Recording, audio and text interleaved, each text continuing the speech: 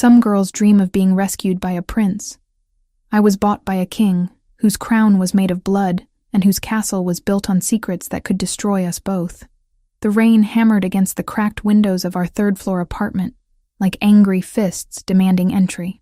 Each droplet that slipped through the loose frame landed on the mismatched furniture below, creating a steady rhythm that had become the soundtrack of my life.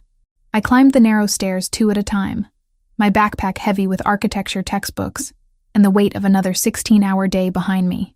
At 22, I felt ancient. While other students my age worried about parties and dating, I juggled a full course load with shifts at Cafe Luna, trying to keep our heads above water. The rent was 3 weeks overdue, the electricity bill sat unopened on the kitchen counter, and my father's promises had become as reliable as his sobriety. "Dad?" I called, pushing open the apartment door. The familiar smell hit me immediately. Stale beer mixed with defeat and broken dreams. "Please tell me you went to that construction interview today." Marcus Martinez sat hunched over our second-hand dining table, a half-empty bottle of cheap whiskey serving as his only companion. At 55, he looked 70. His dark hair now streaked with premature gray, and his once strong hands shaking as he lifted the glass to his lips. "Isabella, mija," he slurred, not bothering to look up. "You're home early. It's past 11, Dad. I worked a double shift after classes, remember?" I dropped my bag and surveyed the disaster zone that was supposed to be our home. Empty bottles lined the windowsill like trophies of failure. The Hendersons called about the rent again. Mrs. Henderson was actually crying when she told me they might have to evict us. My father's laugh was bitter, hollow. Eviction. Such a polite word for throwing people into the streets. "Then do something about it." The words exploded from me before I could stop them. "Apply for jobs. Show up to interviews sober. Stop drinking away what little money we have left." For the first time that evening, he looked at me directly. His brown eyes, so similar to mine, were bloodshot and filled with something that looked like guilt. "You think it's that simple, Isabella? You think I haven't tried? Have you? Because from where I'm standing, it looks like you've given up completely." I moved to the kitchen, such as it was, and began cleaning the mess he'd left behind. Dirty dishes, overflowing ashtrays, the detritus of a man who'd stopped caring about anything except the bottom of a bottle. "I used to build things," he whispered, more to himself than to me. "Beautiful things. Skyscrapers, bridges, monuments that would last forever." I'd heard this speech before. The golden days when Marcus Martinez was a respected foreman. When my mother was still alive. When we lived in a real house instead of this cramped apartment that smelled like other people's dreams had come to die. That was before Mom died, Dad. That was 12 years ago. At some point, you have to move forward. Some things you can't move forward from, mija. Some debts follow you forever.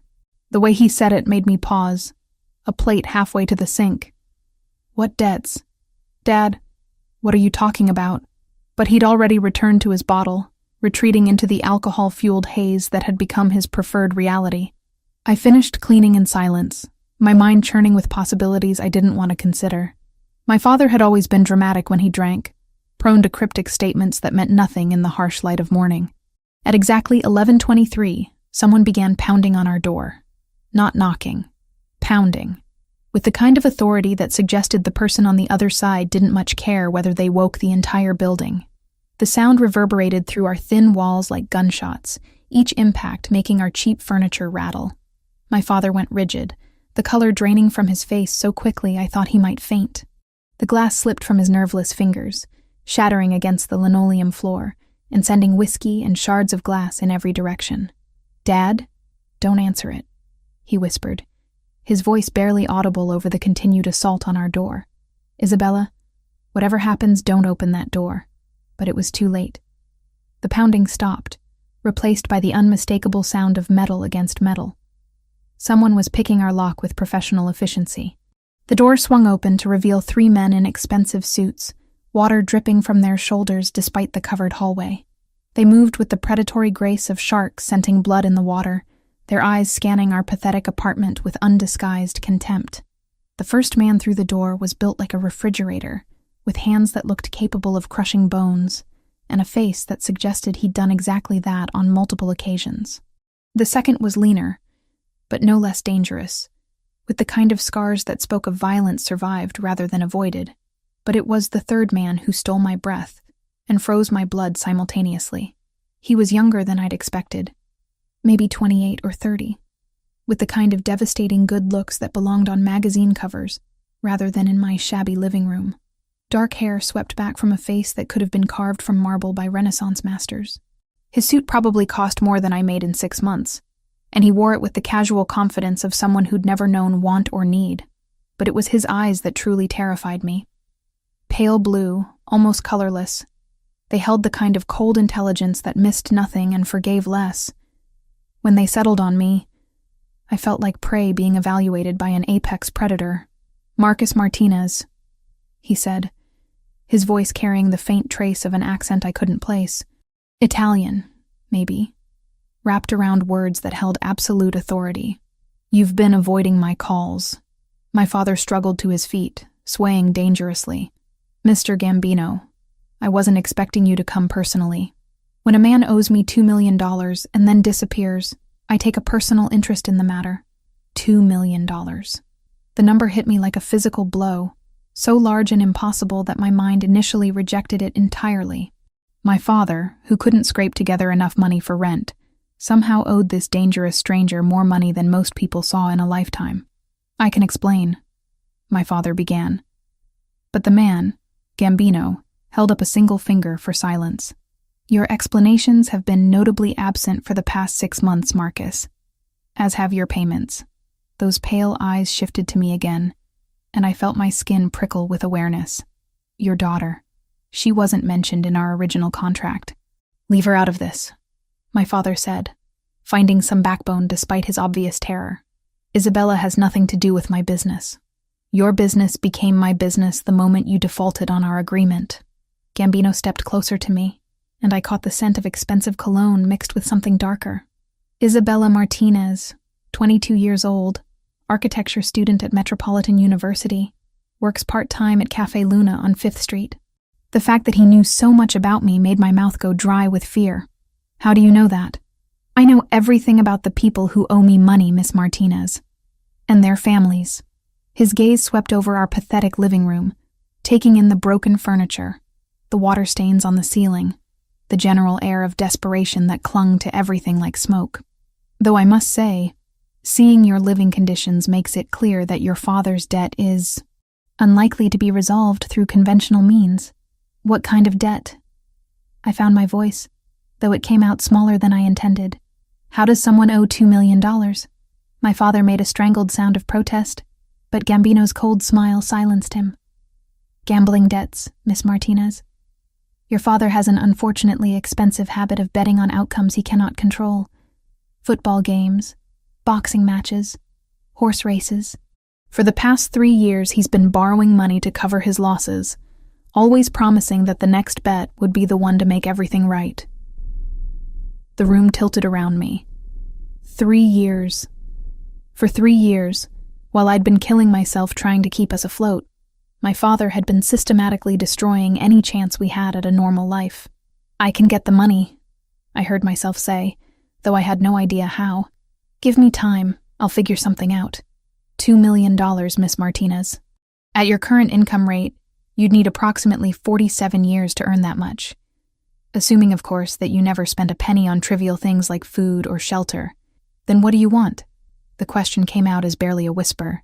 Gambino studied me for a long moment, and I had the unsettling feeling that he was seeing something I didn't understand, something that had nothing to do with money or debt or the desperate mathematics of poverty. "Your father has 3 days to present me with $2 million, Miss Martinez. If he cannot produce the money, then I'll be forced to collect payment in other ways." His pale eyes never left mine, and I assure you, the alternatives are far less pleasant for everyone involved. He turned to leave, his men falling into formation around him like a well-rehearsed dance.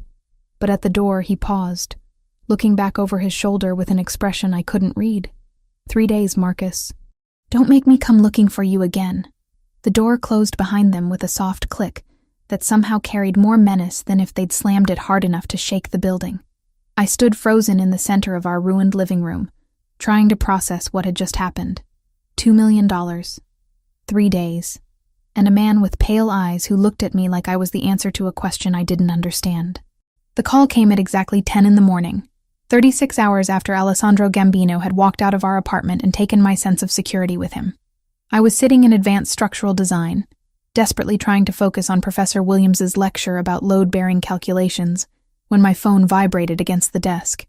Unknown number. My stomach clenched with instant dread. "Miss Martinez." That familiar voice flowed through the phone like expensive whiskey over ice. "I trust you've had time to consider our conversation." Around me, students scribbled notes and sketched diagrams, blissfully unaware that my world was crumbling in real time. I slipped out of the classroom and into the hallway, pressing my back against the cold concrete wall. "My father doesn't have $2 million, I whispered. "You know he doesn't have it. I know many things about your father, Isabella. May I call you Isabella?" He didn't wait for permission. "I know that he lost his construction job due to a gambling incident involving his foreman's wages.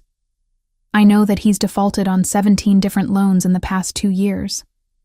I know that your mother's life insurance was the only thing that kept you from being homeless when you were 17. Each revelation hit like a physical blow. How could this stranger know more about my family's history than I did? What I'm curious about," he continued, "is you. A young woman sacrificing her youth to support a father who has repeatedly betrayed her trust. Most people would have walked away by now. He's my father. And loyalty is admirable. It's also something I value highly in my business relationships." A pause that stretched just long enough to make me nervous. "I'd like to discuss alternative arrangements. Are you available this afternoon? I have classes. Miss Martinez, your father owes me $2 million. In 24 hours, if that debt remains unpaid, alternative collection methods will be implemented. I suggest you reevaluate your priorities." The line went dead, leaving me staring at my phone in the middle of a busy hallway, while students flowed around me like water around a stone. 24 hours. The 3 days he'd originally given us had somehow become one. I skipped my remaining classes and took the bus to the address he'd texted me, watching the city transform as we moved from my rundown neighborhood toward the wealthy suburbs. The houses grew larger, the lawns more manicured, the cars more expensive. By the time I reached my stop, I felt like an alien visiting a foreign planet. The mansion that rose before me belonged in architectural magazines, not reality. Clean lines of glass and stone created a structure that seemed to flow seamlessly into the landscaped grounds surrounding it. Water features and strategic lighting turned the approach into something resembling a work of art. 2 men in dark suits flanked the front entrance, their bulging jackets suggesting they were armed. They nodded respectfully as I approached, as if young women in discount store clothing regularly visited this fortress of wealth and power. "Miss Martinez," one of them said, "Mr. Gambino is expecting you." The interior was even more impressive than the exterior. The foyer alone could have housed my entire apartment, with marble floors that gleamed like mirrors, and a staircase that curved upward in an elegant spiral. Original artwork adorned the walls, pieces I recognized from textbooks, but had never expected to see in someone's home. Impressive, isn't it? Alessandro appeared from a side corridor, moving with the fluid grace of someone completely at home in luxury. My grandmother insisted on Italian marble throughout the main floor. She said anything less would be an insult to our heritage. He looked different in daylight, younger somehow, but no less dangerous. The perfectly tailored suit emphasized his athletic build, and I caught myself noticing details I shouldn't. The way his dark hair caught the light, the small scar above his left eyebrow that suggested a violent past. "Isabella Martinez," he said, as if testing the way my name felt in his mouth. 22 years old, graduated valedictorian from Lincoln High, despite working 30 hours a week to support your family. Full scholarship to Metropolitan University, based on a design portfolio that your professors described as extraordinary for someone your age. How do you know all this? Alessandro gestured for me to follow him through corridors lined with more priceless art. Knowledge is power, Isabella. The more I understand about the people in my life, the better I can serve their needs. He led me into a study that looked like something from a European castle. Floor-to-ceiling bookshelves held leather-bound volumes that appeared to be first editions, and a massive desk dominated the center of the room. Behind it, windows offered a view of gardens that stretched toward the horizon. "Please sit." Alessandro settled into the chair behind the desk, while I perched nervously on the edge of a leather chair that probably cost more than my tuition.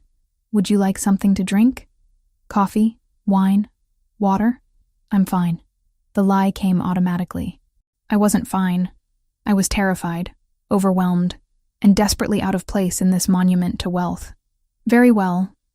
Let's discuss your father's situation." Alessandro opened a file folder and withdrew several photographs, spreading them across the desk where I could see them. These were taken at various locations around the city. As you can see, your father's gambling extends beyond simple sports betting.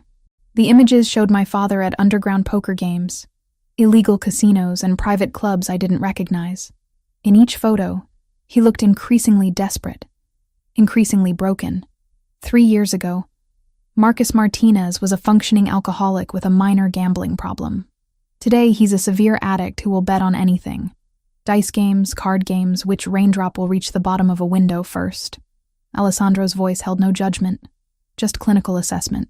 "Men like your father are valuable to people like me, Isabella. They're predictable, manageable, and they always come back for more. Then why haven't you cut him off?" "Because 3 months ago, he offered me something more valuable than money." Alessandro leaned back in his chair, those pale eyes studying my reaction. "He offered me his daughter." The words hit me like ice water. "What?" "Oh, not in so many words. But when a man runs out of money, out of possessions, out of hope, he starts making promises he has no right to make." Alessandro stood and moved to the window, hands clasped behind his back. "Your father suggested that you might be willing to work off his debt in a more personal capacity." Bile rose in my throat. "My father would never..." "Wouldn't he?" Alessandro turned back to me, his expression unreadable. "A desperate man will sacrifice anything to feed his addiction, Isabella. Family, dignity, his daughter's future. The question is, what are you willing to sacrifice to save him?" "I don't understand what you're asking." "I'm asking you to marry me." The words hung in the air between us like a blade suspended by thread. I stared at him, certain I'd misheard. "Excuse me?" "A business arrangement," Alessandro clarified, as if discussing the weather. "You become my wife, and your father's debt disappears. You continue your education. I'll even arrange for you to transfer to a better program if you prefer. You'll want for nothing materially. And in exchange, you belong to me. Completely." His pale eyes held mine with unwavering intensity. "You take my name, live in my house, appear at my side when required. You provide heirs to continue the Gambino legacy. You're talking about buying me. I'm talking about saving your life." Alessandro moved closer, and I caught the scent of his cologne again, something expensive and masculine that made my pulse quicken despite my fear. "Your father's debt extends beyond my organization, Isabella. He owes money to people far less reasonable than I am, people who would use you in ways that would break you completely before discarding what's left." A man appeared in the doorway, tall and broad-shouldered with graying temples and the kind of weathered face that spoke of violence survived. "Boss, the Romano meeting in 15 minutes. "Cancel it, Marco." Alessandro didn't take his eyes off me. "Miss Martinez and I are still negotiating." Marco Torino, I realized. Alessandro's right-hand man, the one who'd been mentioned in hushed conversations at the cafe whenever customers discussed the Gambino family. He looked at me with curious assessment before nodding and disappearing. "Marco's been with me for 8 years, Alessandro explained. "Since I took over the family business. He's completely loyal, completely trustworthy. These are the kinds of people you'd be surrounded by, Isabella.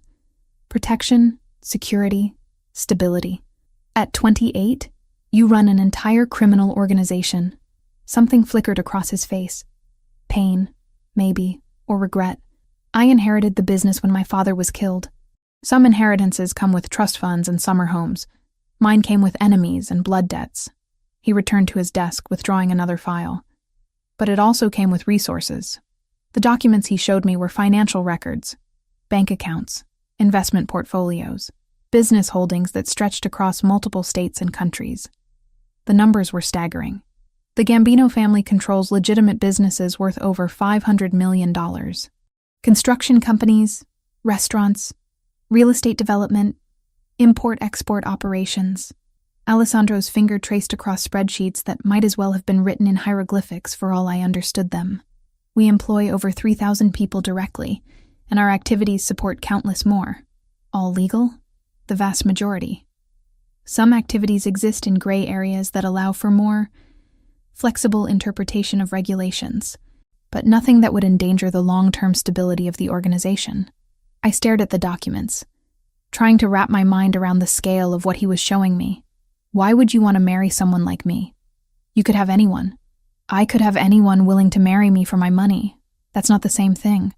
Alessandro closed the file and leaned forward, his intense gaze holding mine. I've watched you for months, Isabella. The way you care for your father despite his failures. The way you've sacrificed your own happiness to keep your family together. That kind of loyalty. That strength of character.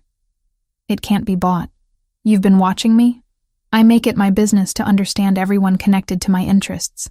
Your father became my concern the moment he started borrowing money from my associates. Alessandro's smile was sharp. But you became my concern for entirely different reasons. This is insane. This is business. I need a wife who will provide legitimate heirs and represent the family with dignity. You need security and the kind of protection that will keep you and your father alive. He stood and moved around the desk, stopping just close enough to make me intensely aware of his presence. It's a mutually beneficial arrangement. And if I refuse? Alessandro's expression didn't change, but something cold flickered in his pale eyes.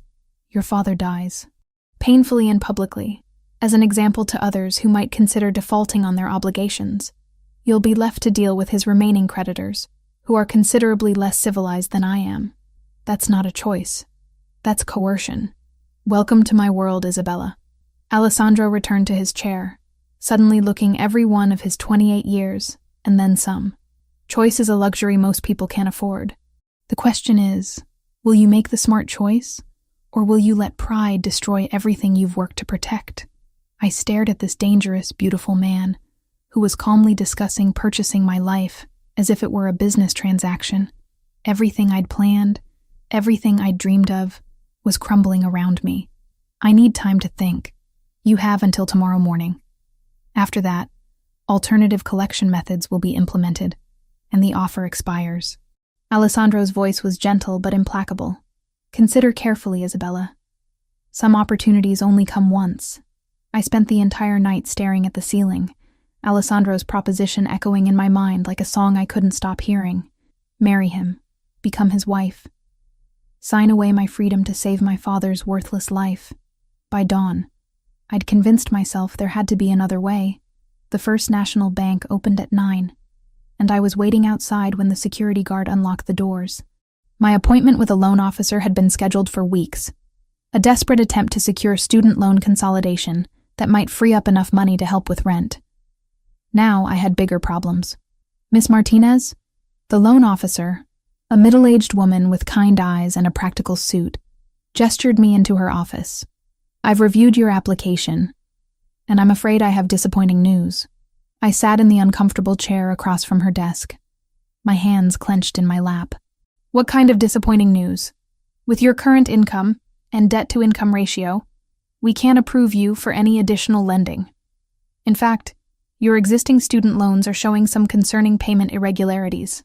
My stomach dropped. What do you mean? According to our records, you've missed 3 payments in the past 6 months. Your account is marked as delinquent, which affects your credit worthiness for any future lending opportunities. 3 missed payments. My father had been intercepting the bills, probably selling them, or using the money for his gambling. I felt the familiar burn of betrayal mixed with helpless rage. Is there anything else I can do? Any other options? The woman's expression softened with sympathy. I'm sorry, Miss Martinez. Perhaps a family member could co-sign, or if you had collateral to secure the loan. I walked out of the bank feeling more defeated than when I'd entered. No loan, no money, no options except the one Alessandro had offered.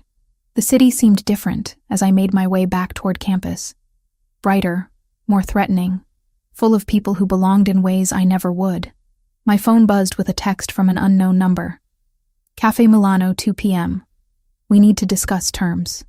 I should have ignored it, should have gone to classes, pretended my world wasn't falling apart, maintained the illusion that I had choices.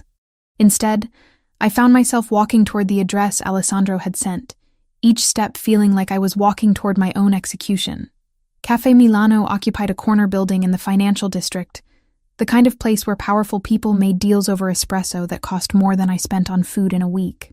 Through the windows, I could see businessmen in expensive suits conducting meetings that probably involved more money than my family would see in a lifetime.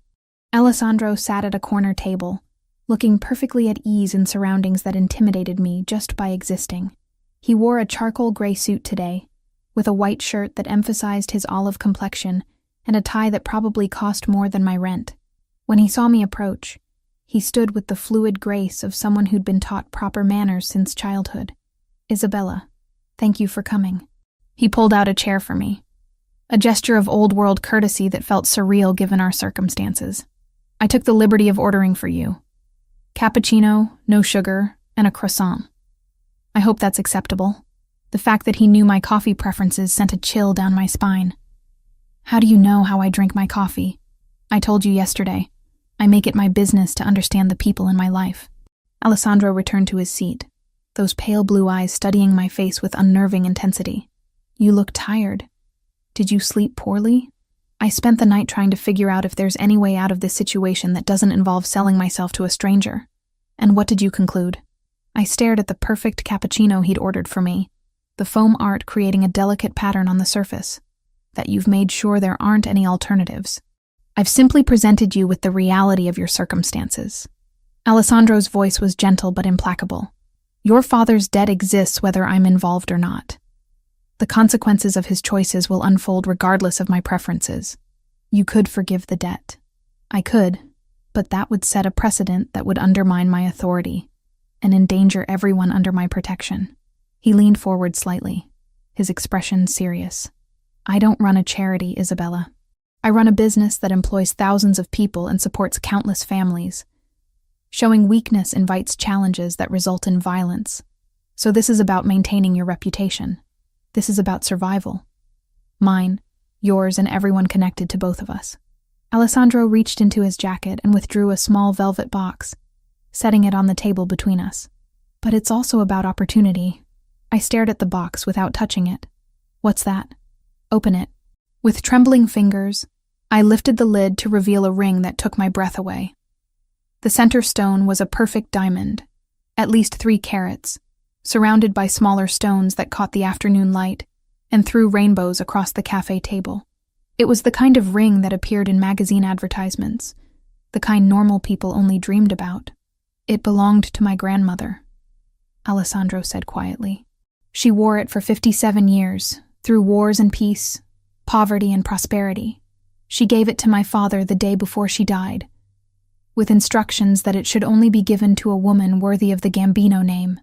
I'm not worthy of anything. I'm just a broke college student whose father is a gambling addict. You're a woman who sacrificed her own happiness to care for a parent who's repeatedly betrayed your trust. You've maintained your integrity, despite having every reason to become bitter and selfish." Alessandro's hand moved across the table, his fingers almost touching mine. "That kind of strength is rarer than diamonds, Isabella. You don't know me. I know that you work double shifts to pay for your father's mistakes. I know that you've never missed a day of classes despite being exhausted and overwhelmed. I know that you volunteer at the literacy center downtown, teaching adults to read, even though you barely have time to eat." His pale eyes held mine with unsettling intensity. "I know that you cry in the bathroom at Cafe Luna when you think no one is watching. But you always wipe your tears and go back to work with a smile." The accuracy of his observations made my skin crawl. "You've been stalking me. I've been protecting you. There's a difference." Alessandro withdrew his hand, returning to the careful distance he maintained. "Marco has been ensuring your safety for the past 3 months. The reason you haven't been approached by your father's other creditors is because word has spread that you're under Gambino protection. Without my knowledge or consent, would you have preferred I let them take their chances with you? Because I can arrange that if you'd like to experience the alternatives." I thought about the men who'd visited our apartment, the cold violence in their eyes when they'd looked at me. Alessandro might be dangerous, but he'd never looked at me like I was prey to be consumed. Why marriage? Why not just hire me or something? Because marriage creates bonds that can't be easily broken. It provides legitimacy, legal protection, social standing. Alessandro's voice took on a harder edge. And because I need heirs, Isabella. The Gambino name dies with me unless I have children to carry it forward. Children. The word came out as barely a whisper. Eventually, yes. When you're ready, when you're comfortable with the arrangement. His expression softened almost imperceptibly. I'm not a monster, Isabella. I don't force myself on unwilling women. But you'll coerce them into marriage. I'll offer them choices they wouldn't have otherwise. Alessandro gestured around the cafe at the luxury surrounding us. Look around you. This could be your life. Security, comfort, respect. No more working double shifts. No more worrying about rent. No more watching your father destroy himself with his addiction. A waiter appeared at our table, refilling our coffee cups with practiced efficiency. He moved with the kind of deference that suggested he knew exactly who Alessandro was, and what that meant for his tip. The croissant is excellent, Alessandro observed, as if we were discussing the weather rather than the terms of my captivity. French butter, imported daily. The chef here trained in Paris. I'm not hungry. You should eat anyway.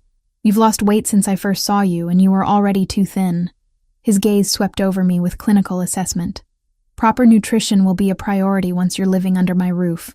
You're talking about me like I'm a possession you're planning to maintain, aren't you? The question was asked without malice, just matter-of-fact acknowledgement. Your father has already sold you, Isabella. The only question now is whether you'll accept the terms I'm offering, or whether you'll take your chances with less civilized buyers. I stared at this beautiful, dangerous man, who was calmly discussing the purchase of my life over artisanal coffee and French pastries.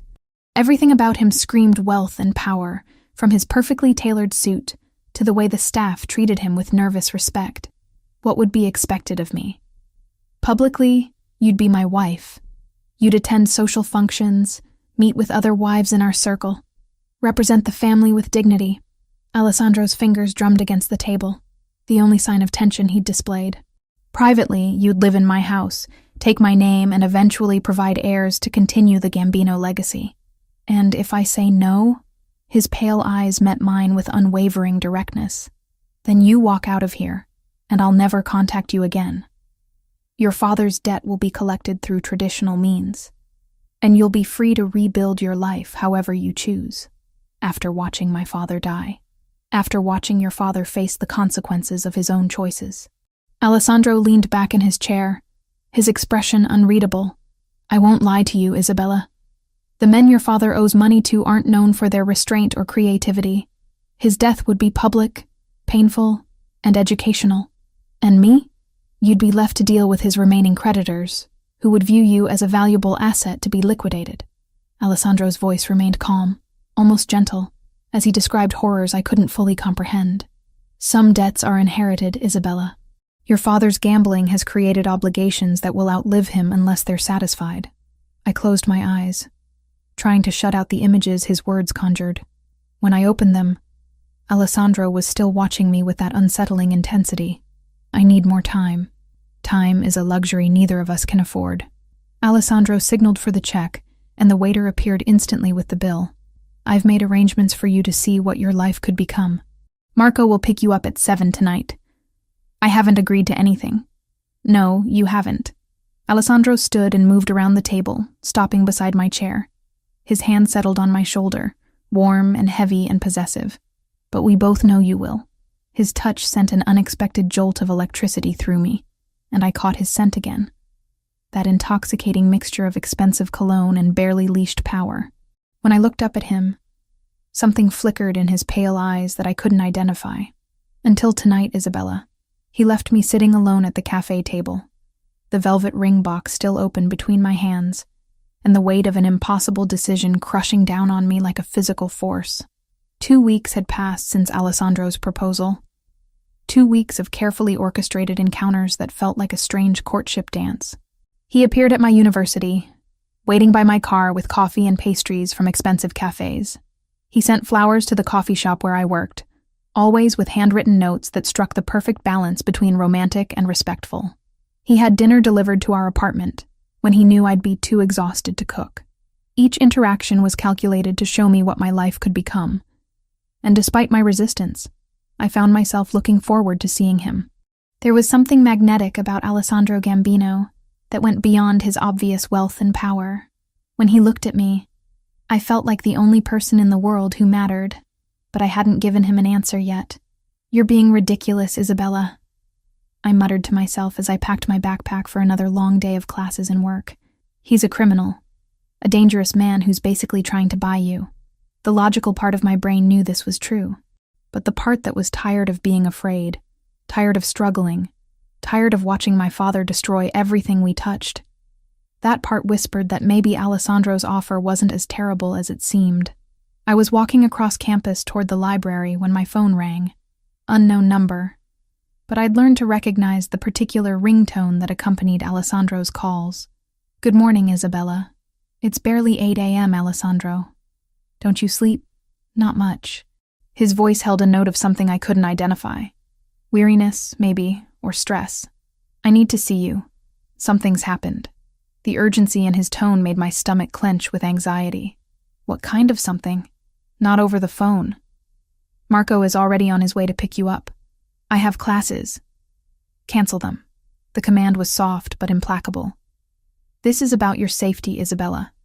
Don't argue with me." The line went dead, leaving me staring at my phone in the middle of the quad, while students flowed around me like water around a stone. Whatever had happened, it was serious enough to rattle Alessandro's usual calm composure. Marco's black SUV pulled up to the curb within minutes, and I climbed into the passenger seat with a growing sense of dread. The man who'd been Alessandro's right hand for 8 years looked tense, his weathered hands gripping the steering wheel with white-knuckled intensity. "What's going on, Marco? Boss will explain." His voice was gruff, colored by an accent I couldn't place. "But we need to get you somewhere safe first." We drove in silence through the city, taking a route I didn't recognize toward an industrial area I'd never seen before. Warehouses and abandoned factories lined the streets, their broken windows like dead eyes staring out at a world that had moved on without them. Marco pulled up to a nondescript building that looked like every other warehouse in the district, but I noticed the subtle signs of security. Cameras hidden in strategic positions, men who tried to look casual while obviously watching our approach. Alessandro met us at the entrance, his usual impeccable appearance marred by tension lines around his eyes, and a jaw clenched tight enough to crack teeth. He wore dark jeans and a black sweater instead of his customary suit, and I realized with a start that this was the first time I'd seen him dressed casually. "Isabella." He pulled me into his arms before I could protest, holding me against his chest with desperate intensity. "Thank God you're safe." The embrace lasted only seconds, but I felt the tremor in his hands, the rapid beat of his heart against my cheek. Whatever had happened, it had genuinely frightened him. "What's wrong?" I pulled back to look at his face, seeing fear beneath the carefully controlled exterior. "You're scaring me.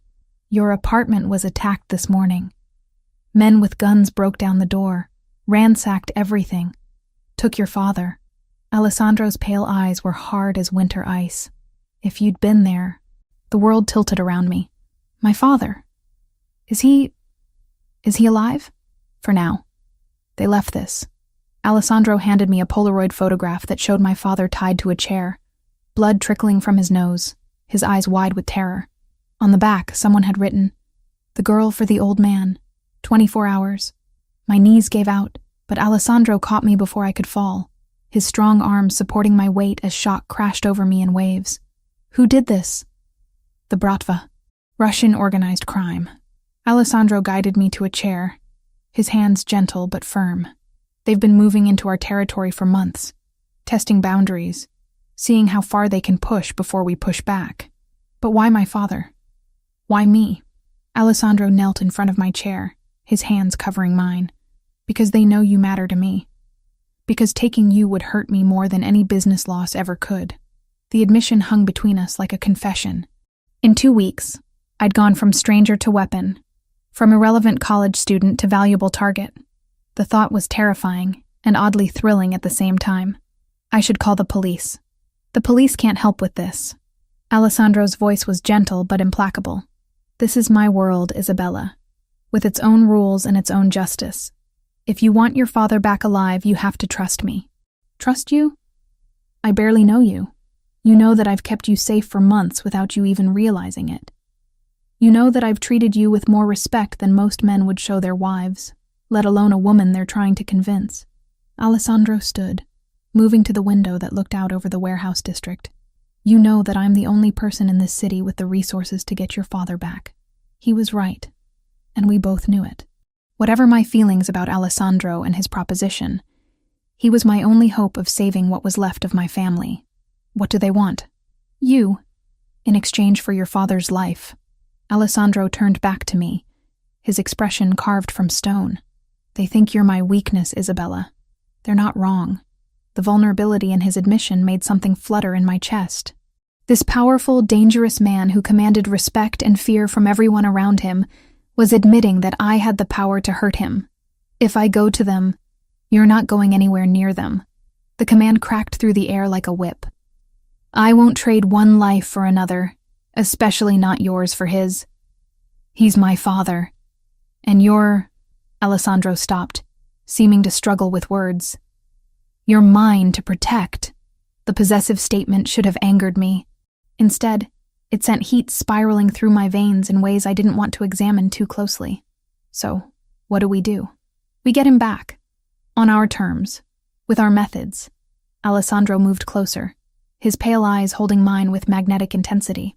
But Isabella, after today, everything changes. Once the Bratva has marked you as a target, you can never go back to your old life. What do you mean? I mean that as of this moment, you're under my protection permanently.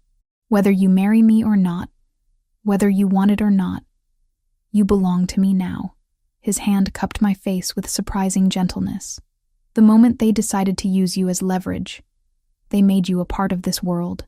I should have protested, should have demanded alternatives, should have insisted on my right to choose. Instead, I found myself leaning into his touch, drawing comfort from his strength. I'm scared. Good. Fear will keep you alive. Alessandro's thumb traced across my cheekbone, and I caught the familiar scent of his cologne mixed with something darker. Adrenaline, maybe, or the promise of violence. But I need you to be brave too, Isabella. I need you to trust me completely. How?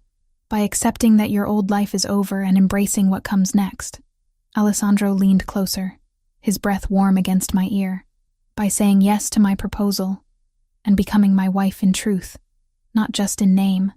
Now, with my father missing and people trying to kill us? Especially now. Alessandro pulled back to meet my eyes, his expression intense with desire and determination. Because after tonight, there won't be any going back for either of us. Before I could respond, Marco appeared in the doorway, his expression grim. Boss, we've got movement. 3 vehicles just pulled up outside the Martinez apartment. Looks like they're setting up surveillance.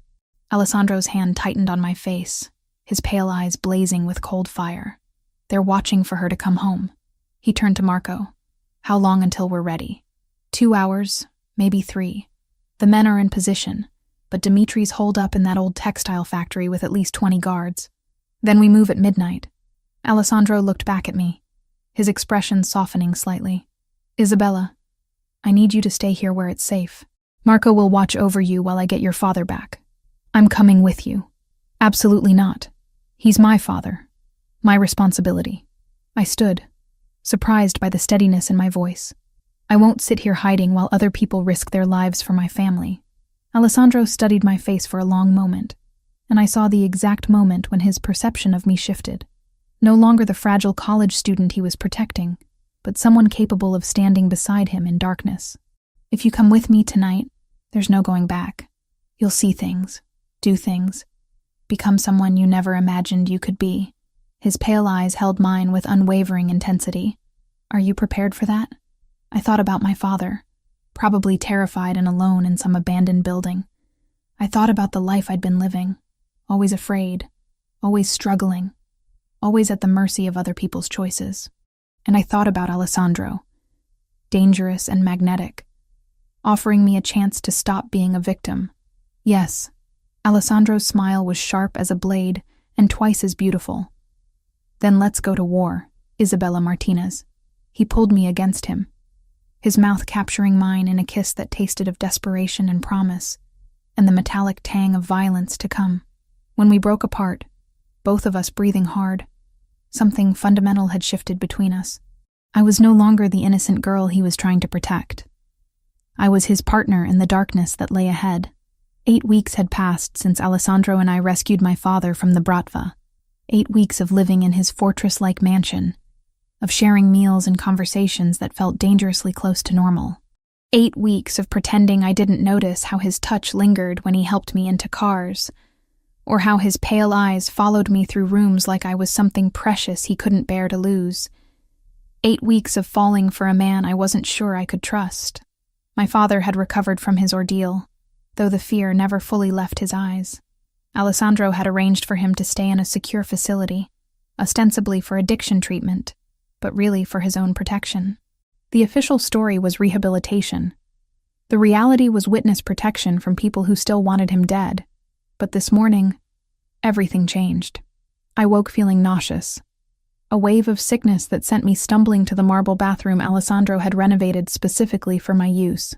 As I knelt on the cold floor, retching into the pristine toilet, a terrible possibility occurred to me. When was my last period? The thought hit me like ice water. With everything that had happened, the threats, the rescue, the complete upheaval of my life, I'd stopped keeping track of normal things like menstrual cycles. But now, counting backwards, I realized I was almost 6 weeks late. 6 weeks. Right around the time Alessandro and I had first been intimate, that night of desperate fear and comfort that had led to so much more than either of us had planned. I sat on the bathroom floor, my back against the marble wall, and tried to process the implications. Pregnant. I might be carrying Alessandro Gambino's child, the heir to a criminal empire I'd stumbled into by accident. The irony wasn't lost on me. He'd wanted to marry me to provide legitimate heirs, and now I might be pregnant before we'd even had a proper wedding. I needed to know for certain. The pharmacy was a 20-minute drive from Alessandro's estate, but I'd never made the trip alone. Marco or one of the other guards always accompanied me when I left the grounds. Part of the security measures Alessandro insisted were non-negotiable.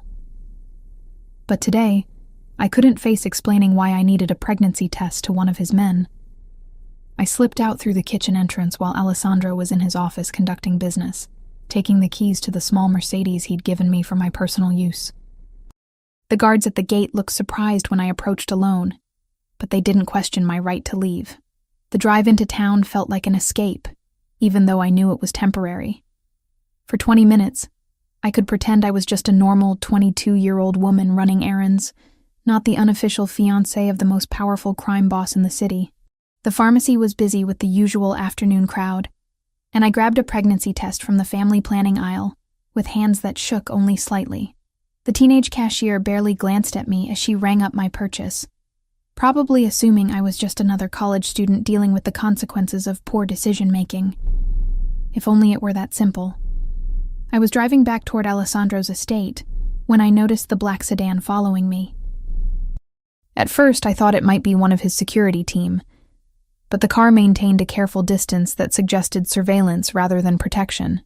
My pulse quickened as I remembered Alessandro's warnings about always being watched, always being a target. I took a detour through downtown, testing whether the car would follow. It did, staying exactly 3 vehicles behind, professional and patient. Fear crept up my spine as I realized I was being hunted by someone with the skills to make it look casual. My phone rang, and Alessandro's name appeared on the screen. Relief flooded through me. "Where are you?" His voice was tight with concern. "Marco said you left the estate alone." "I needed to run an errand. I'm on my way back. But Alessandro, I think someone's following me." The silence on the other end of the line stretched long enough to make me nervous.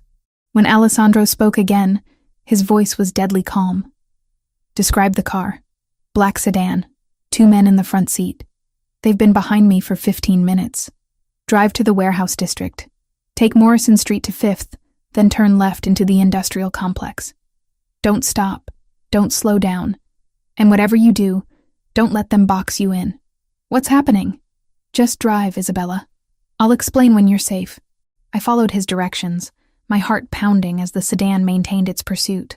The industrial district was mostly empty at this time of day, which made me feel more vulnerable rather than safer. When I turned into the complex Alessandro had specified, I saw why he'd chosen it.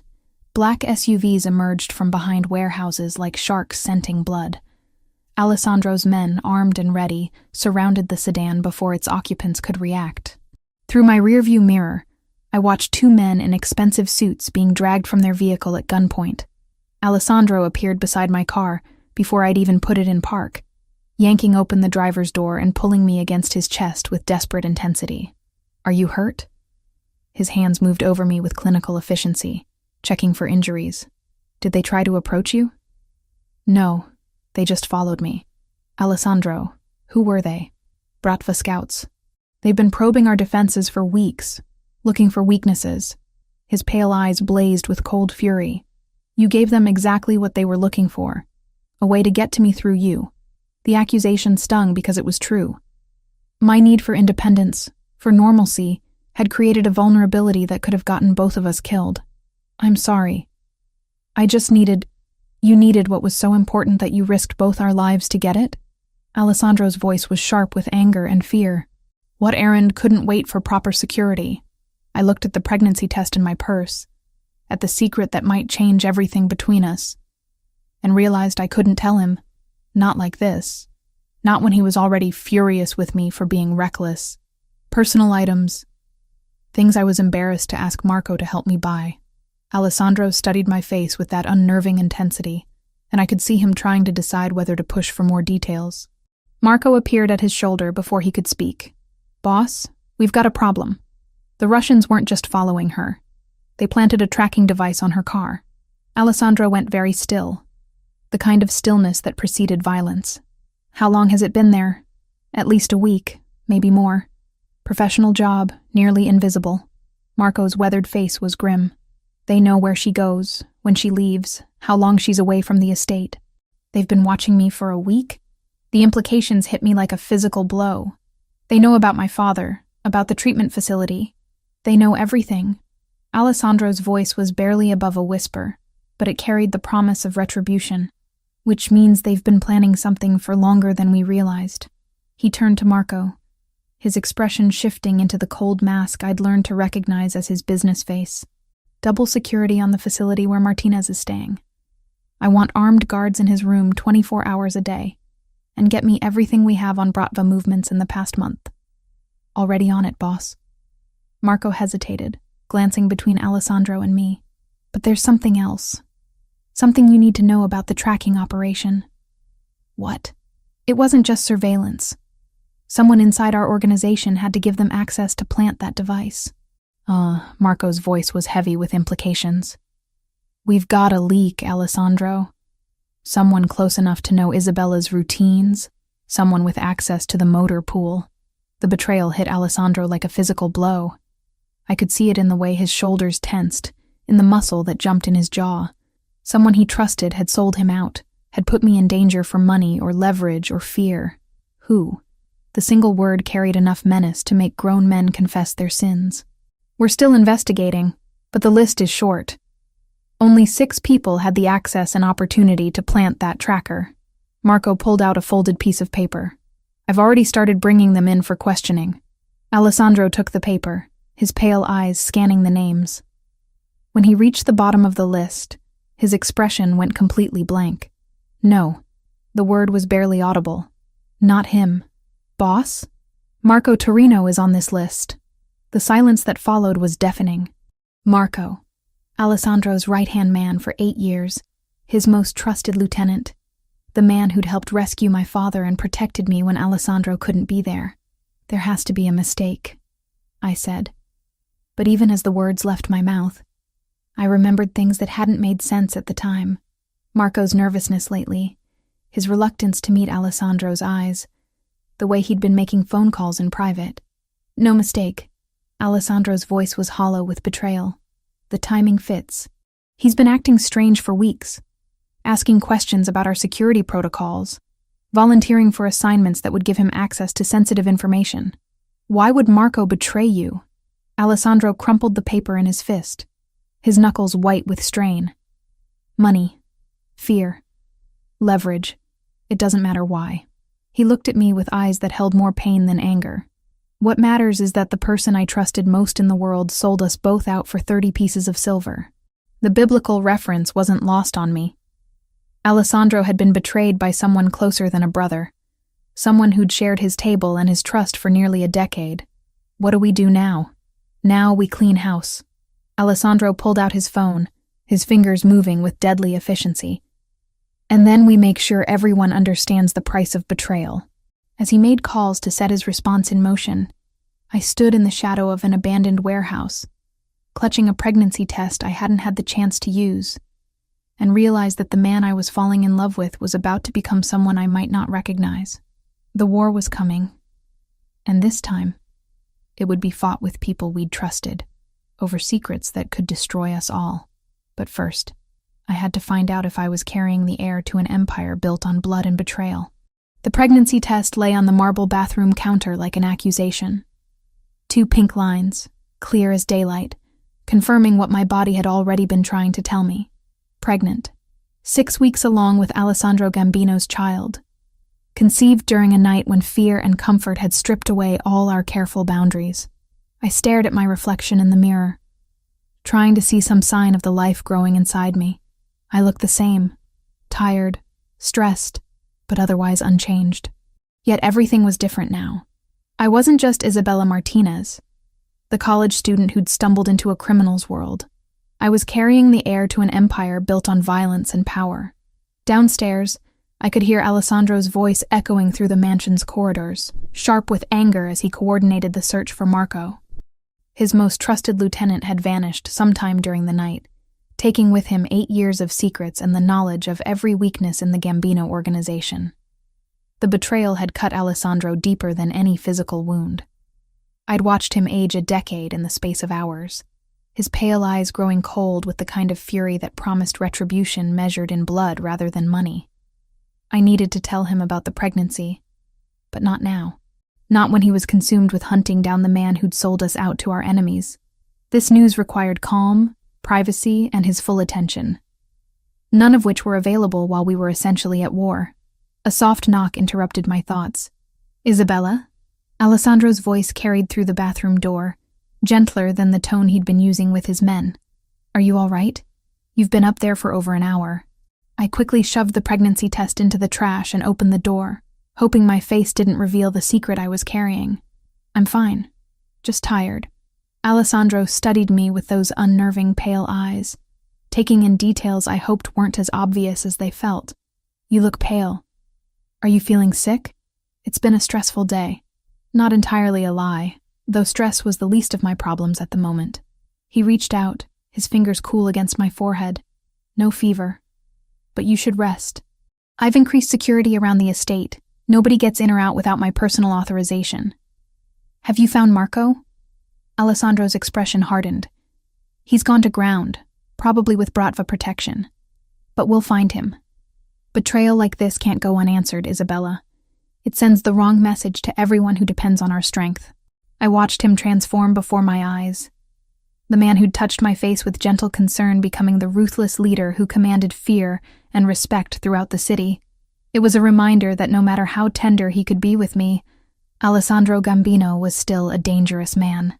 What will happen when you find him? What always happens to traitors? Alessandro's voice was matter of fact, devoid of emotion. Marco made his choice when he sold us out. Now he'll face the consequences. The casual way he discussed murder should have terrified me. Instead, I found myself nodding, understanding that in this world, betrayal was a capital offense. Marco had put both our lives at risk, had endangered my father, had sold information that could have gotten me killed.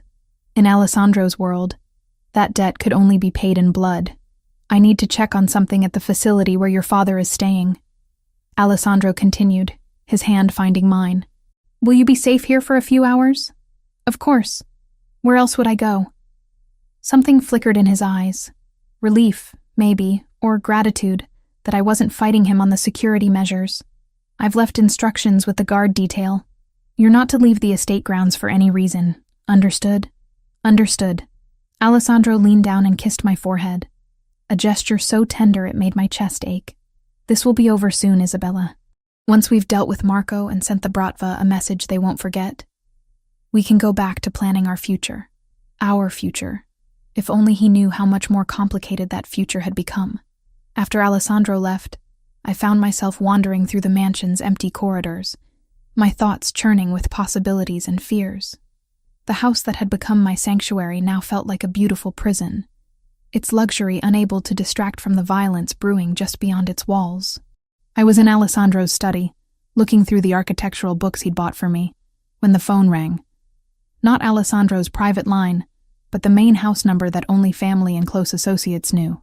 Gambino residence. I'd learned to answer with the proper formality. Isabella? The voice was unfamiliar, male, with a slight accent I couldn't place. Isabella Martinez? Ice flooded my veins. Who is this? A friend of Marco's. He's very concerned about your well-being. I should have hung up immediately, should have called security, should have done anything except continue the conversation. But fear had frozen my vocal cords. Marco asked me to give you a message, the voice continued, smooth and confident. He wants you to know that Alessandro isn't the man you think he is. I don't want to hear this. Your father's debt? It was never $2 million. Alessandro inflated the numbers, created a crisis that didn't exist, so he could manipulate you into his bed. The words hit like physical blows. Marco has the original documents, Isabella. Proof that your father owed less than $50,000. You're lying. Am I? Think about it. How convenient that Alessandro appeared in your life just as you were becoming desperate enough to consider drastic measures. How perfectly timed that the Bratva decided to target you just when you were starting to question his motives. My legs gave out, and I sank into Alessandro's leather chair, the phone trembling in my hand. What are you saying? I'm saying that Alessandro Gambino orchestrated everything from the beginning. The debt, the threats, even the attack on your father. All carefully designed to make you dependent on his protection. The voice was patient, almost kind. Marco discovered the truth and tried to warn you. That's why he had to disappear. That's impossible. Is it? When did you first notice Alessandro's men watching you? Was it really for your protection, or was it to make sure you didn't discover the truth about your father's real debt? The questions hit too close to home. I remembered the months of subtle surveillance, the way Alessandro always seemed to know exactly where I was and what I was doing. I'd thought it was protection, but what if it had been control? Marco is safe, the voice continued. But he's worried about you, Isabella. He knows Alessandro will never let you go voluntarily. You're too valuable to him now. Valuable how? You carry his child. The words stopped my heart. How do you know that? Marco pays attention to details. He's been watching you for weeks. Notice the signs Alessandro has been too distracted to see. The voice softened with something like sympathy. That baby makes you incredibly powerful, Isabella. The heir to the Gambino Empire has tremendous value to Alessandro's enemies.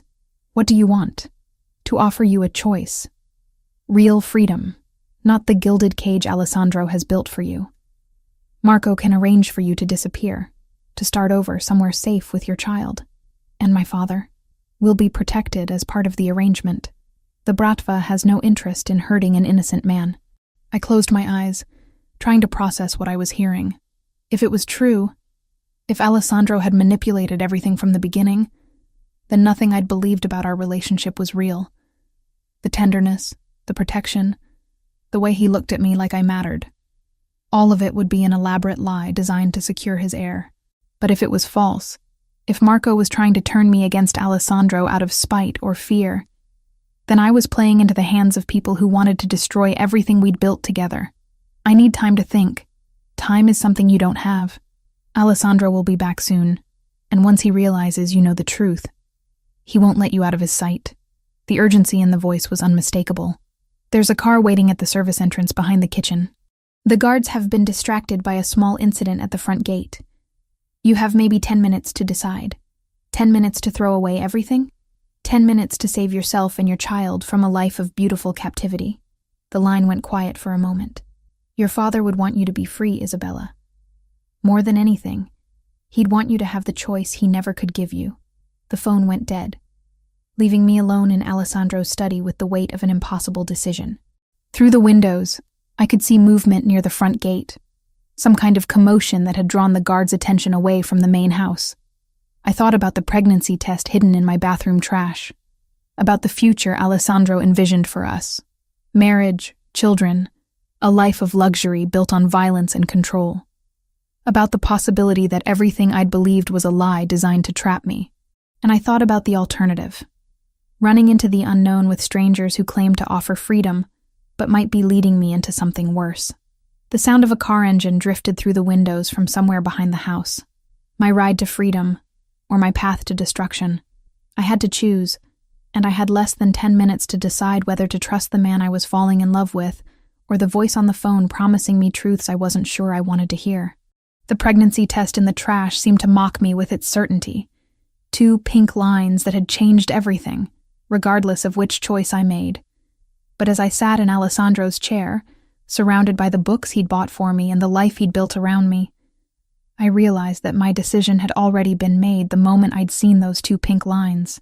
I was carrying his child.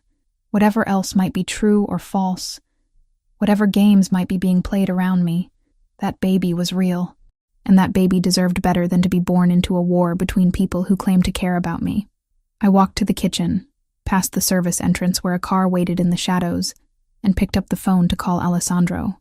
Isabella? What's wrong? Nothing's wrong. I just wanted to hear your voice, and I wanted to know, when I told him about the pregnancy, whether his reaction would reveal a man who truly loved me, or one who'd finally secured his perfect pawn. I'll be home soon. Are you sure you're all right? I'm sure, I lied, one hand instinctively moving to my still flat stomach. I'm exactly where I need to be. Whether that was true remained to be seen. But I was done running from the truth, whatever form it might take. The war came to us at dawn, 3 days after the phone call that had nearly torn my world apart. I'd chosen to trust Alessandro, chosen to believe that whatever manipulation might exist in our relationship, his feelings for me were genuine. But doubt lingered like a poison in my veins, making me question every touch, every tender word, every promise of protection. I still hadn't told him about the pregnancy. Isabella, get away from the windows. Alessandro's voice cut through my morning reverie like a blade.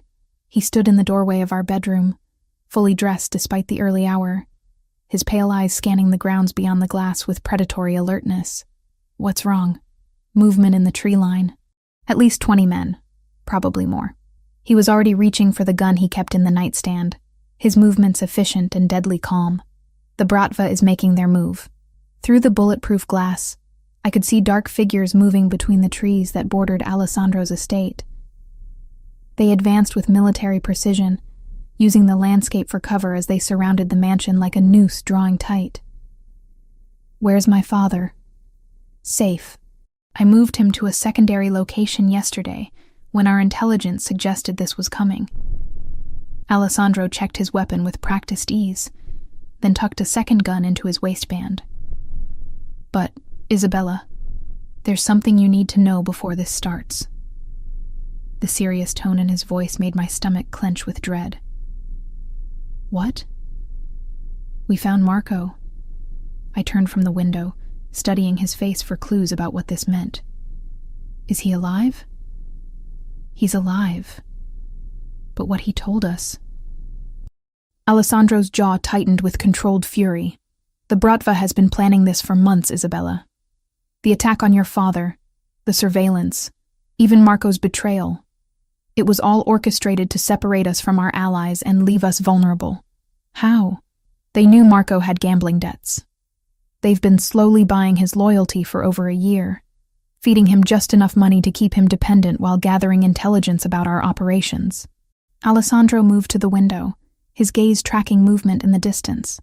The night they took your father, Marco gave them our security protocols. He thought he was just helping them grab a random kidnapping victim for ransom. But then why did he help rescue Dad? Because by then he realized he was in too deep to get out. The Bratva doesn't let people walk away, Isabella. Once you're compromised, you either serve them completely or you die. Alessandro's voice carried the weight of hard experience. Marco chose to serve them.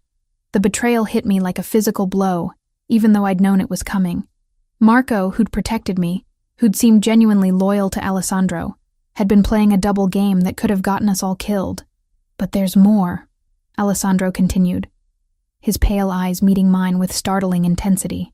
The phone call you received 3 days ago. That was Marco. He was trying to get you to run because the Bratva promised to spare your life if he could deliver you to them voluntarily. My blood turned to ice. They wanted me alive? They want you alive because you're carrying my heir. Alessandro's gaze dropped to my still flat stomach, and I saw knowledge in his eyes that made my knees weak. Did you think I wouldn't notice, Isabella? The morning sickness, the exhaustion, the way you've been avoiding wine at dinner. He knew. Alessandro had known about the pregnancy, possibly longer than I had, and he'd been waiting for me to tell him. The realization that he'd been protecting not just me, but our unborn child, made something shift inside my chest. How long have you known? 2 weeks. Since you started falling asleep during our evening conversations and couldn't tolerate the smell of coffee.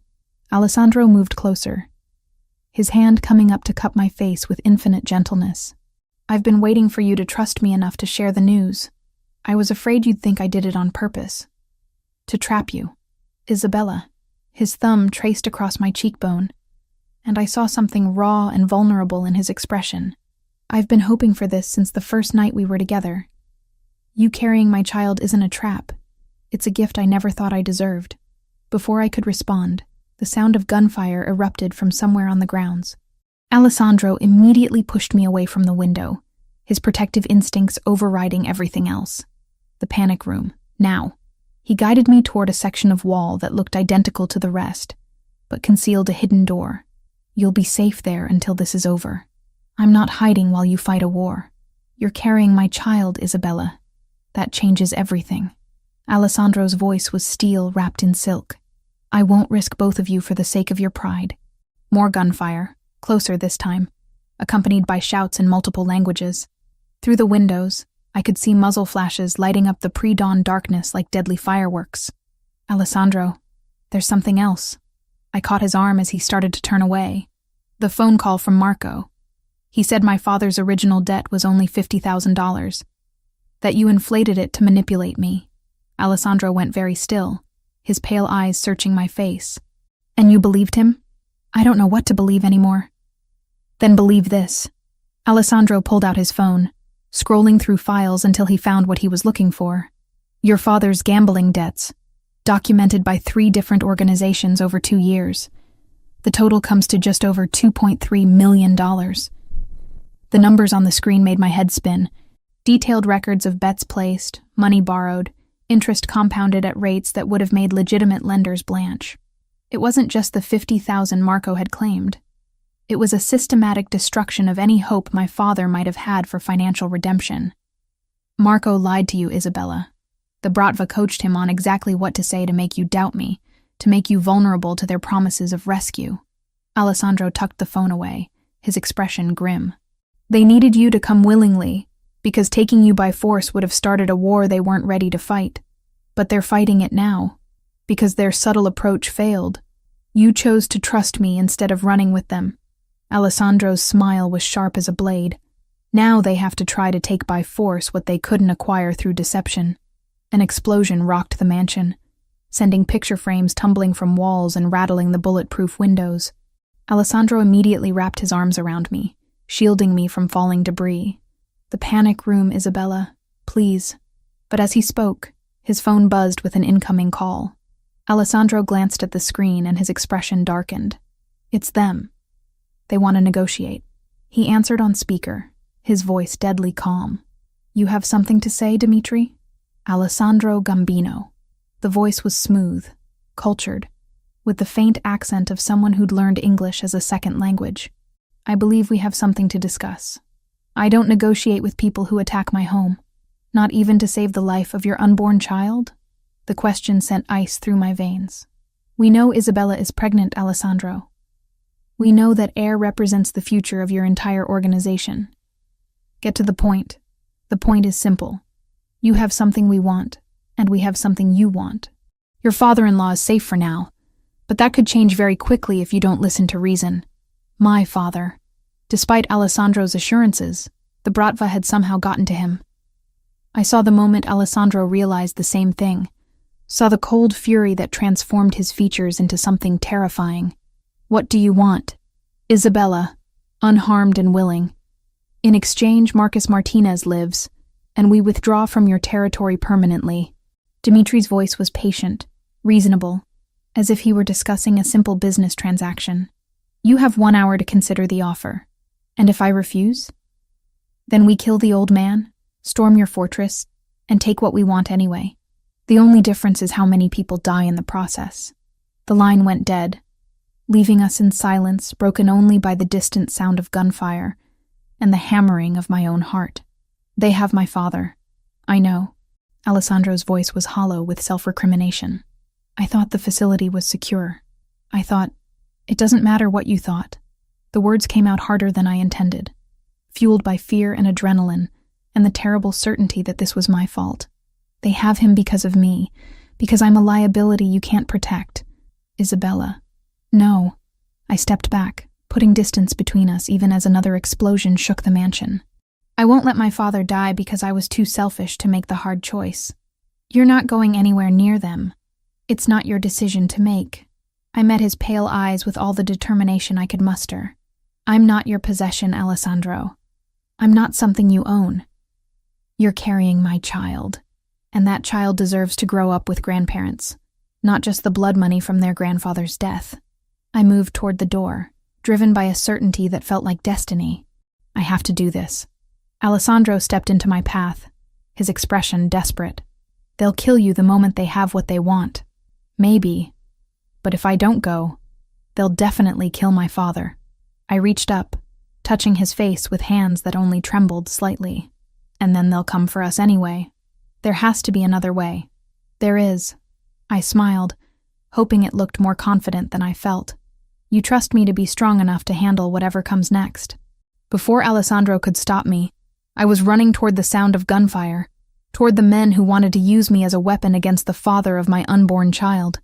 Behind me, I heard Alessandro shouting my name, heard his footsteps as he gave chase. But I had a head start, and desperation driving me forward. The war had come to our doorstep, and it was time to end it.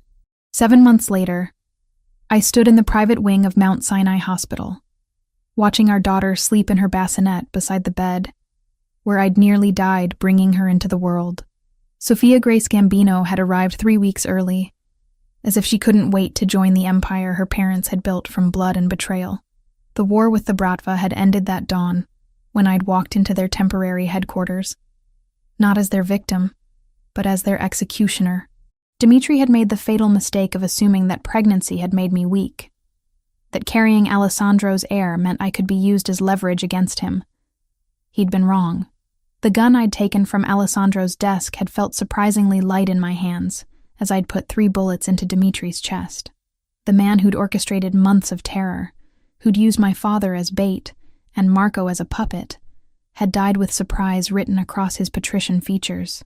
Marco had been there, chained like a dog in the corner of the warehouse, his face a map of bruises and regret. The Bratva had kept their word about keeping him alive, but they'd made sure he understood the price of betrayal. When I'd freed him after eliminating his captors, he'd wept like a child. "I'm sorry," he'd whispered, over and over. "Isabella, I'm so sorry. They said they'd kill my daughter if I didn't cooperate. I never meant for it to go this far." I'd forgiven him, but Alessandro never would. Marco now lived in permanent exile, his gambling debts paid, and his daughter's medical bills covered, but forbidden from ever returning to the city or contacting anyone from his old life. It was mercy of a sort, though I suspected Marco would have preferred death to the isolation Alessandro had imposed. My father had been found in the basement of the same warehouse, physically unharmed but mentally shattered by his ordeal. The addiction treatment Alessandro had arranged had helped with the gambling, but the trauma of being kidnapped and used as leverage against his daughter had left deeper scars. He was clean now, sober for the first time in years, working as head accountant for one of Alessandro's legitimate construction companies. The job gave him purpose and dignity, while keeping him under protection that looked like ordinary employment. He'd walked me down the aisle 6 months ago, tears streaming down his face as he placed my hand in Alessandro's. Our wedding had been a masterpiece of controlled violence wrapped in silk and flowers. Representatives from every major crime family on the East Coast had attended, some as allies, others as carefully managed threats. The ceremony itself had taken place in a private chapel on Long Island, with security so extensive that the FBI had mistaken it for a summit meeting. I'd worn Alessandro's grandmother's dress, altered to accommodate my growing belly, and carried a bouquet of white roses that concealed a small pistol, a wedding gift from my new husband. The symbolism hadn't been lost on anyone present. Isabella Gambino was not a woman to be trifled with. Mrs. Gambino? The nurse's voice was soft, respectful in the way that expensive private medical care demanded. Your husband is here to see you. Alessandro entered the room like he owned it, which, considering the size of his donation to the hospital's pediatric wing, he essentially did. He looked older than his 28 years, the weight of leadership and recent fatherhood adding gravity to his pale eyes. But when he saw me holding our daughter, his expression softened into something that still took my breath away. How are you feeling? Tired. Sore. Happy. I shifted carefully, making room for him on the hospital bed. She's perfect, isn't she? Alessandro settled beside me, his large hands impossibly gentle as he took Sophia from my arms. The sight of this dangerous man cradling our tiny daughter never failed to move me. He spoke to her in Italian, words of love and protection that I was slowly learning to understand. The business? Thriving. Our expansion into legitimate enterprises is ahead of schedule, and the construction company your father manages just won a contract to build the new federal courthouse. Alessandro's smile was sharp with irony. The FBI will be working in a building constructed with Gambino money. And the other families? Respectful. Word has spread about what you did to Dimitri. No one wants to test the woman who eliminated the Bratva's leadership while 6 months pregnant. Alessandro's pride in my accomplishments was unmistakable. You've become something of a legend, Isabella. The queen who protects her king. It was an accurate description. In the months following the warehouse incident, I'd transformed from protected asset to active partner in Alessandro's empire. My architectural background had proven invaluable in designing buildings that served dual purposes. Legitimate businesses on the surface, with hidden spaces and escape routes that allowed for less legal activities when necessary. The daycare center I'd designed served real children from the community, while also functioning as a meeting place for sensitive negotiations. The medical clinic provided genuine health care to underserved populations, while serving as a neutral zone where disputes could be resolved without violence. I'd become the acceptable face of the Gambino family's charitable work, the respectable young mother who could sit on hospital boards and university committees while quietly ensuring that our interests were protected. There's something else, Alessandro said, his voice taking on the tone that meant serious business. The commission has extended an invitation. They want to meet you formally. The commission, the governing body that theoretically controlled organized crime activities across the country. Being invited to address them was recognition that I'd moved beyond being Alessandro's wife to being a power in my own right. When?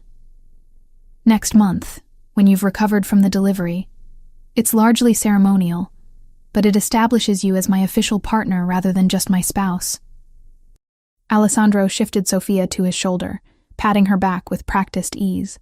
It also means that any attack on you will be considered an attack on me by every family in the organization. Protection through fear. Protection through respect. There's a difference.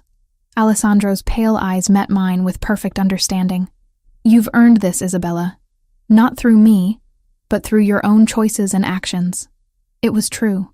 The woman who'd hidden from rain in a stranger's car no longer existed. In her place was someone harder, smarter, more dangerous. Someone capable of pulling a trigger without hesitation when her family was threatened.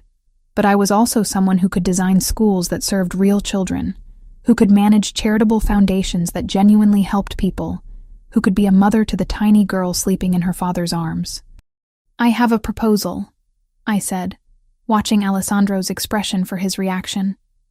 I want to establish a scholarship program. Full rides to college for the children of our employees, legitimate and otherwise. Expensive. Worth it. Education is the best investment we can make in the next generation. I reached out to stroke Sophia's downy hair. I want our daughter to grow up in a world where intelligence is valued as much as loyalty. And if some of those scholarship recipients decide they want nothing to do with our world, then they'll have the education and resources to build better lives for themselves. That's a win for everyone. I met Alessandro's gaze steadily. Not every problem can be solved with violence, Alessandro. Sometimes the strongest thing you can do is give people choices. Alessandro considered this, his expression thoughtful. You want to reform the system from within. I want to build something that lasts longer than we do. Something Sophia can be proud of whether she chooses to be part of it or not. And if she chooses differently, if she wants a normal life, I looked at our daughter, perfect and innocent in her father's arms, and felt the fierce protectiveness that had driven me to kill for her before she was even born. Then she'll have that choice. But she'll have it from a position of strength, with resources and education, and the knowledge that she's loved unconditionally. I smiled, thinking of the trust funds Alessandro had already established, the legitimate businesses that would provide clean money for whatever future Sophia chose. We're not just building a criminal empire, Alessandro. We're building a legacy.